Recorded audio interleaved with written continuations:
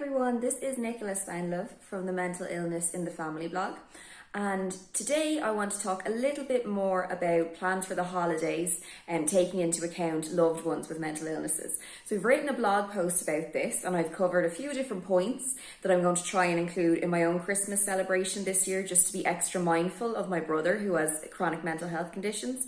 But I also wanted to expand a little bit more on that in this video. One thing that I haven't mentioned in the blog post and that I really want to make a point of saying is that it's so important to give your loved one with a mental illness permission to stay or leave the celebration as and when they feel comfortable. So I suppose in Christmases gone past, I maybe wasn't so mindful of this and I would have put pressure on my brother to stay at celebrations that maybe he didn't feel so comfortable at. And, I kind of would have thought that, he should stay because it's the expected thing to do.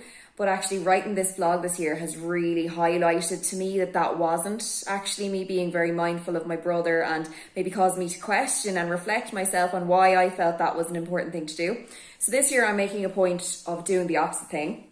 So I have said to my brother, I'm hosting Christmas this year, and I have made a point of explaining to my brother that he can stay for 10 minutes of the celebration if he wants to, or he can stay for 3 days, and that he is more than welcome to stay for as long a time as he wants or as short a time as he wants. And I myself have to learn not to be offended or take it personally if he chooses to only stay for a short time.